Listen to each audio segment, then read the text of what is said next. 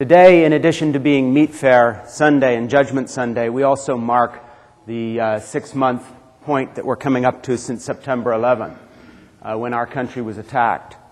And as a father of a United States Marine right now, that is a very personal issue to me, since he, along with the rest of our armed services, are standing between us and other attacks like that.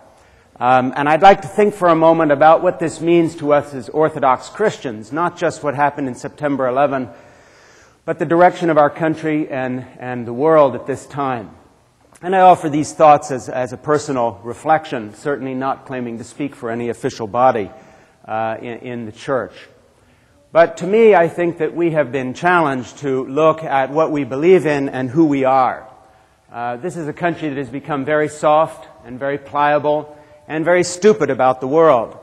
And as North America suffers from this great attack by the Islamic horde that now pours towards our frontiers in the same way as they attacked Byzantium many centuries ago, this country could learn something from the Orthodox witness in history and in time to suffering and martyrdom. America knows about Disneyland, and America knows about McDonald's, and America knows about Microsoft. America knows about winning wars and sometimes running when hit, as we did in Somalia and in Vietnam. But what America does not know much about, except for the African-American population in our midst, is martyrdom. We do not know much about suffering for what we believe.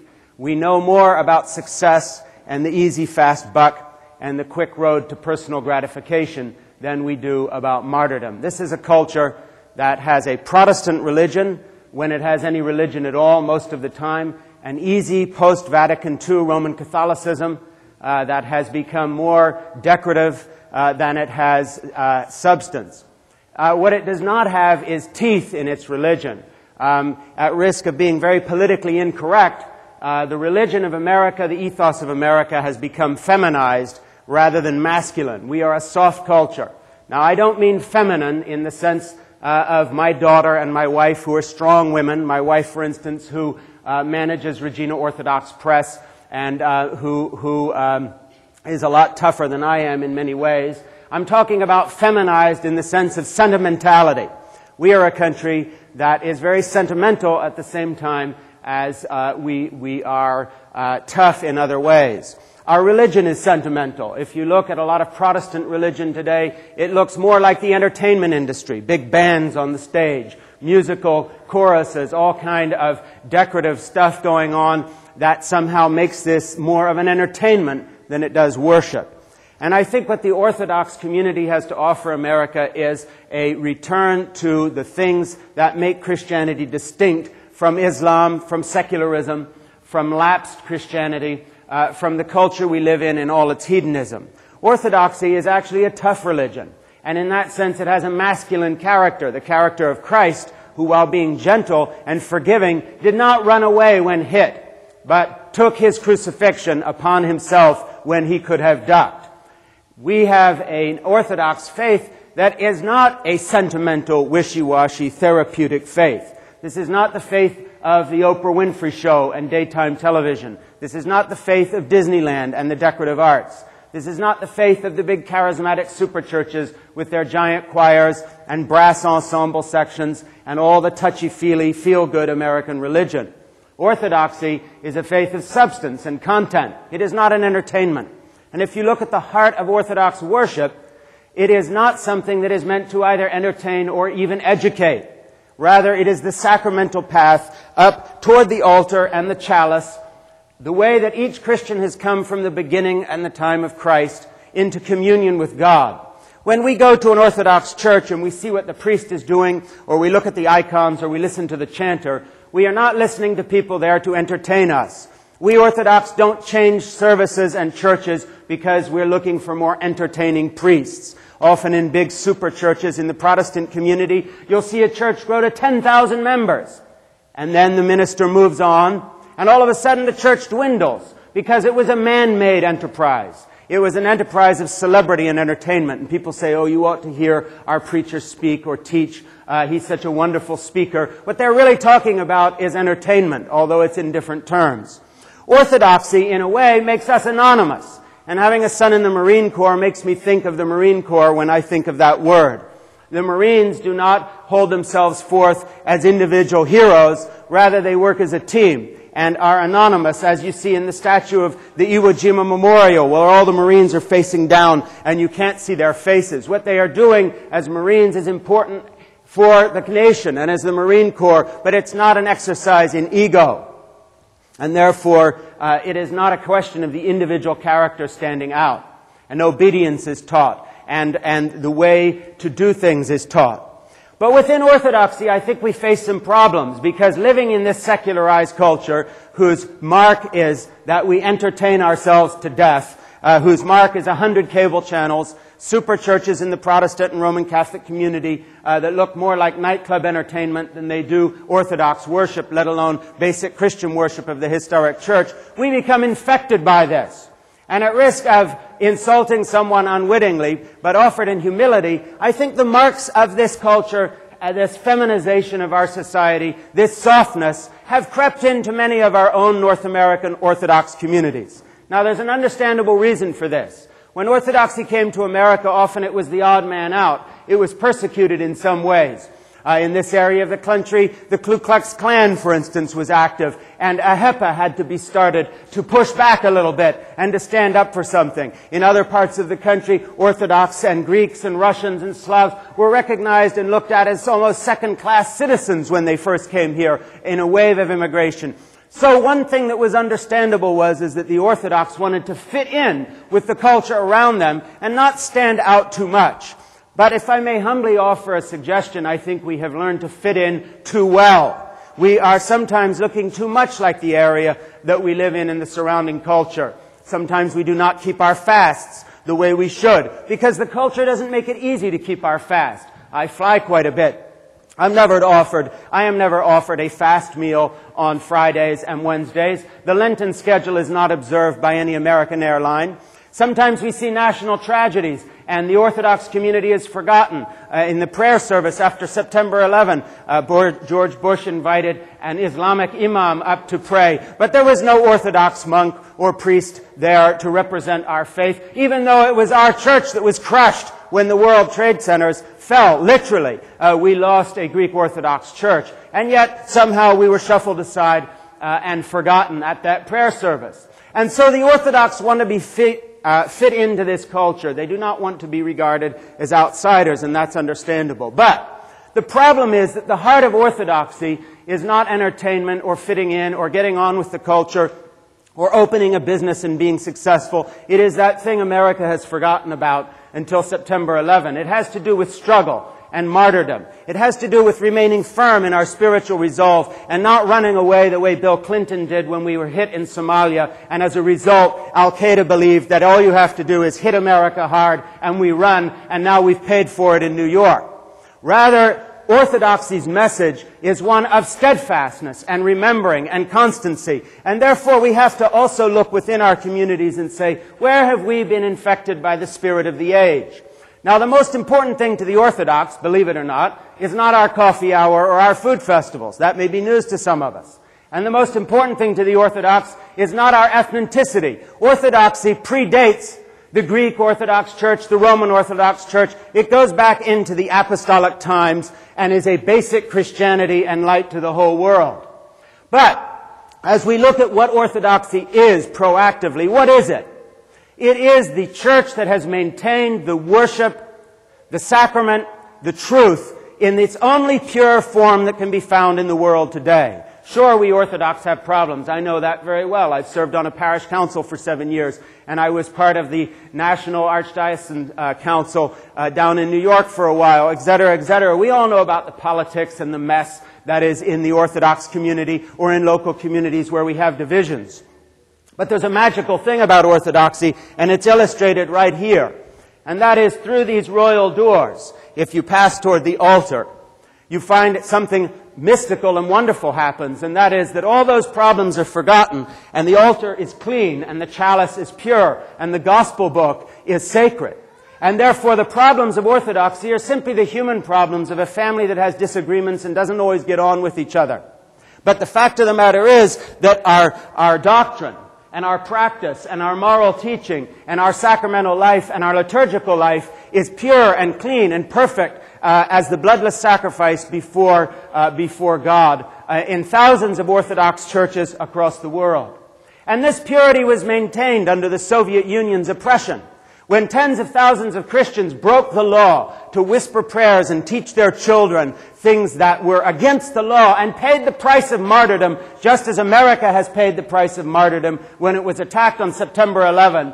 Not because Islam hates America, but because Islam hates everything that is not Islamic. And we just happen to be the big world power now. It used to be the Venetians and they attacked them. Before that, it was the French and the Spanish, and they attacked them. Islam hates the other. It divides the world into us and them, black and white, totally saved or lost. And Islam has within its very fabric the teaching of jihad and holy war that our politically correct commentators try to say, well, this is just a problem of few extreme elements. Well, it happens those few extreme elements have the support of a huge percentage of the Islamic countries, like Kuwait, for instance, that we saved with our own blood from Saddam Hussein, in which 60% of the population is now against America in the latest Gallup poll. This is the gratitude that the Islamic world gives the West for the West when it does pay in its own blood there or somewhere else. The fact of the matter is we're up against an implacable foe in these days, and we are going to have to reconsider our own traditions in the light of what they really mean. The party is over. The game is finished for this country. The soft Christianity of the last 50 years in Protestantism is not going to survive this type of onslaught. Only real faith will. And that's where the Orthodox Church has something to teach. The church that survived the Ottoman Empire. The church that was sacked in 1204 by the Western barbarians and then was destroyed by the Islamic hordes. The church that survived 75 years of communist oppression. But in this country, I have a question for we Orthodox here. We know Orthodoxy survives oppression. Here is the question for us. Does it survive seduction? Because we live in a culture that is not oppressing us. We live in a culture that is seducing us. We are seduced to fit in. We are seduced to play ball. We are seduced to be materialistic Americans rather than Orthodox Christians struggling for salvation through ascetic struggle and holiness.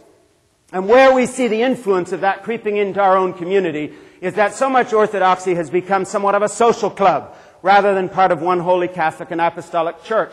That applies to individuals. That social club runs through our hearts. When I'm on the parish council and I'm out there selling candles and I'm not really concerned with what's going on in the service, I have to admit something. I'm in the social club. When I'm waiting for coffee hour to do church business, I'm in the social club. I'm not in the church. I'm talking about me personally, not judging anyone else. It runs through our hearts and minds. But thank God, by the grace of the Holy Spirit, sometimes we step out of that social club and we really enter into the true business of the church, which occurs here, from here in, not out there in the narthex and then beyond into our parish halls, but here where the actual heart and the spirit of the church is. When we bury our dead this week, and you've had some deaths in this church, Father, this week, those coffins will not be put in the church hall to face a coffee urn or a fundraising thing. They will be put here to face the altar. Imagine the scandal you would have in this church if you said, no, we'd rather have the funeral in the parish hall on the basketball court or facing the coffee urn here, because the real business of this church is social. It's not. When the rubber hits the road, when we have someone die or someone is in the hospital who is sick, what do? Do we call on our friends to have a social event and all get together and shoot the breeze and drink some more coffee and raise some money? No. We ask for prayer. We come here, we kneel before the icons, and all of a sudden our faith is very real. Well, here in America after September 11, there are a lot of people asking themselves questions, and it begins with, what do we really believe and who are we? When it comes to the Orthodox Church, it's time in the light of events and the time we're in history to look at what we are in the heart of our worship. Now, the heart of Orthodox worship, unfortunately, in North America, sometimes has been under assault unwittingly, often by well-meaning people who want to update it or modernize it or make it easier or more palatable. They talk about making the services shorter as if somehow this is magic. They talk about putting everything in English or putting this here or changing the music or the liturgy or the chant, making it more socially acceptable, more like MTV, more like pop culture, more like whatever, as if somehow young people will respond to watered down orthodoxy in a secular form, as if basketball is what attracts people to the Orthodox Church, or flashy this, or music, or fundraising, or whatever. But the fact of the matter is, again referring back to the United States Marine Corps as an example, An interesting thing has happened in, for instance, the armed services, where the Army lowered its standards, began to train men and women together, for instance, gave in to the feminists in Congress who tried to change the shape of the military, lowered their practices, made it easier to get into the Army, lowered their standards so they'd get more volunteers. Did it result in more volunteers coming in, the lowest common denominator? No. I don't know how it is since September 11, but before that, the Army's recruitment was under by about 25%. Same for the Navy and Air Force. But the Marine Corps, that kept their standards high and said, we're only looking for a few good men and women, found they were oversubscribed by about 25%. Anybody that's coached a sport, any father that's had a son, knows that when you set the bar a little higher and you keep those challenges there, people actually respond to that in the same way we respond to Christ. Because Christ doesn't come to us and say, oh, just do what you were going to do anyway. Loving your neighbor is optional. Following me is optional. Being married, adultery, fornication, these things are optional. Just do your own thing. Well, the world tells us that. So why bother to go to church? We could just read the New York Times editorial page and get that message. We come to religion for a standard that asks us to follow and measure up. Well, unfortunately, within Orthodoxy, sometimes that standard's been lowered. Things have crept into our churches that should not be there. For instance, one of the glories of Orthodoxy is our form of worship that is not supposed to be entertaining or easy. It is supposed to be worshipful. I'll give you an example. When you see an icon here, you may not know this or you may know it, that icon was not painted. It was written. What difference does that terminology make? Well, you see, the Orthodox always understood that an icon was not a piece of art. It was not meant to be pretty, the way Renaissance art was pretty, for instance. It was meant to be part of a liturgical practice. The same thing went for Orthodox chant. The content of the words was the important thing, not the performance as if it was either an opera or a Broadway show. The same thing went for the priest. If the priest fell down and died, another priest could replace him in the liturgy because that priest wasn't making up the liturgy as he went along to please the congregation. It was the other way around. The liturgy was the non-negotiable thing, and we were supposed to fit in with it. And so as we look around Orthodox churches and we see the Western encroachment into it, the entertainment business that has become the business of Protestantism starting to infect us, we have to push back a little. And standing in this church, for instance, it's awkward because I'm here, but I'm going to say what is on my heart. It is a real shame that you have an organ within the service. The music of Orthodoxy is liturgical chant, not performance music. And we have to go back to the original basis of what we believe in these areas, or we too are just going to be swept into the entertainment culture. If you have an organ, why not an electric guitar? Why not a Pentecostal service with a preacher up here who says, well, this Sunday we'll make the liturgy more entertaining and more Western? Where would you draw the line? Look at the icons. Why don't we dress these up a little? Why don't we repaint this in the style of Michelangelo and put a little more perspective into it and make it a little more Western? Maybe the kids would like it better. For that matter, the kids would take communion better if we served Coca-Cola and marshmallows. Why not draw the line there? Where are we going to say, we are Orthodox, you go your way, but this is who we are? Orthodoxy in North America, the jury is out on it. We know Orthodoxy survives persecution. Does it survive seduction? And the fact of the matter is, what we have to ask ourselves as we look into the future, a future that involves us in the next Islamic war on the West, is who will we Orthodox be within that culture? Are we going to remain Orthodox and faithful to our tradition, passing on what we were given as an inheritance in one piece to our children? Or are we simply going to bend with every breeze and go the way the Episcopal Church has gone, for instance, where first they ordained women to serve, smashing the image of Christ at the altar, because Christ was not androgynous. Christ was human as well as God, and he took the male form. There's a reason we have male priests. It has nothing to do with chauvinism and everything to do with a liturgical tradition affirming the actual physical presence of Jesus Christ who came in the form of a man. It would be just as sacrilegious to paint the Virgin Mary as a man as it is to have a female priest standing at the altar, because then it would be saying Mary is just a symbol. She is not actually the handmaiden, the servant of the Lord. Well, we have to look at all these aspects of our tradition and say, are we going to defend this, or are we simply going to bend with every wind? Are we going to add musical instruments? Are we going to allow choirs to replace chant? Are we going to start dressing up our icons and making them into pretty pictures? Let me tell you one last thing before I finish. Sometimes people look at the Orthodox as if we're naive and we're old-fashioned and we don't know any better. Well, let me disabuse you. Go to the Orthodox exhibit in the Metropolitan Museum of New York, where I happen to be quite a bit because I do a lot of work in New York as a novelist and a writer with my editors. And I love to go into the Byzantine exhibition there. It's one of the most wonderful things here in North America.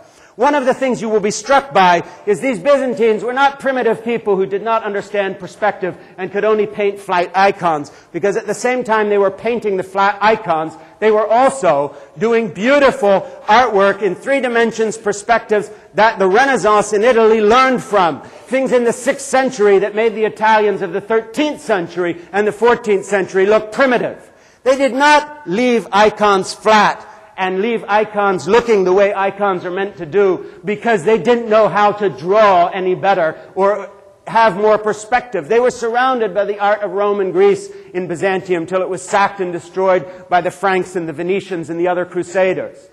They kept icons as icons because icons were never meant to be art. Icons were part of liturgical worship, just like chant in Orthodox services is not meant to be pretty. It is not meant to be a performance. It is meant to be part of the liturgy in the same way that we don't expect the priest to come out with a tambourine to entertain us as he serves communion, because what he's doing has nothing to do with fun or enjoyment. It has to do with worship, communion with God, not performance. Well, as we look at our Orthodox inheritance in the light of September 11, let's take a pause here this Lent and say, where do we really want Orthodoxy to go? What are we handing off to our children? Do we want to hand off the faith we were given in the same way that the old ladies of Russia handed off the faith they were given to their children when they whispered the prayers of the church to them and broke the law so that a whole generation of Russians knew the liturgy after the fall of communism? Or do we want to simply allow this by attrition to be whittled away? So first we put pews in so we can sit down like Episcopalians, and then we add an organ, and then we replace liturgical Byzantine chant with choirs, and then we replace the choirs with a band, and then we replace the band with what? A video monitor and a screen instead of an altar? Where do you want it to go? So I don't have all the answers in this, but it's time Orthodoxy looks at the challenge ahead of it, and we can decide ourselves whether we want to be Orthodox in the way we do our worship and within the church and the community, or whether we simply just want to follow after whatever happens to come down the pike. It's time to get beyond the ethnic roots that wanted to fit in and instead say, instead of being subservient to this culture and its decadence, let us hold up a witness of pure liturgical worship that others may come into Orthodoxy and see the difference between the entertainment culture and the actual practices of the ancient Christian church. Let us be a witness of love and forgiveness and receiving the world, but let us receive them on Orthodox terms and not change in order to receive them on Western terms. Or when we do receive people, we will have nothing to share with them except what they have already known.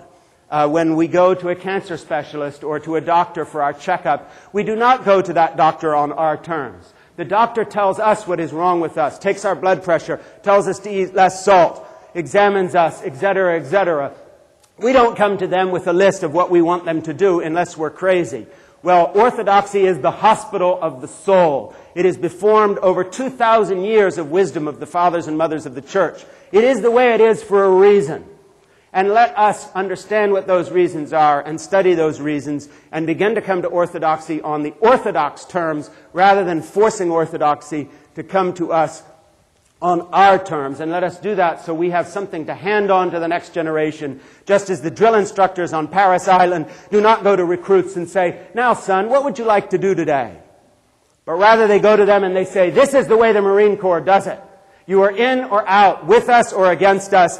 As long as you're on Paris Island, you will call me sir and you will do it this way. That's what makes Marines. Obedience, training, discipline, struggle. And guess what? It's the same thing that makes Orthodox. When our priest tells us that we should fast during Lent, we don't say to him, well, you know, I'll do it my way. We ask him what the church's way is. When Christ tells us to love our neighbor as ourselves, we do not say, well, let's do it my way. Everybody except these 3 people I don't like over here. We have to love them just as long as we are trying to follow Christ. When Christ tells us that He is the way of salvation, then we cannot do what our president did when he says we all pray to the same God, whether you name Him Allah or Jesus Christ. It is not the same God. The president may have to say that for political reasons, but we don't have to believe that. There is an orthodox way, there is a true way, and that is the way of forgiveness and compassion. But if we do not keep our traditions in the way that they have been set down by the mothers and fathers of the church and passed on to us, we are going to find a diminished tradition to pass on to our children and their children's children. The greatest blessing that any Orthodox could have would be to get into a time capsule and come back in the future, long after he or she had died, and find his children's children's children worshiping in the same way that he or she had worshipped, carrying on that tradition until Christ come. That would be the greatest blessing anyone could have, to see their children's children's children standing where they stood in the narthex, lighting the candle where their great-grandmother lit the candle, carrying on the tradition, the witness, no matter what was going on in the world, no matter how many terrorist attacks, no matter how many people had turned churches into circuses, that in each community there would be one light that did not go out, one light that did not flicker in the wind of the storm, one light that was a witness for all time in every Orthodox church. And that would be my prayer for Orthodoxy, for you in this community, and for Orthodox everywhere. God bless you.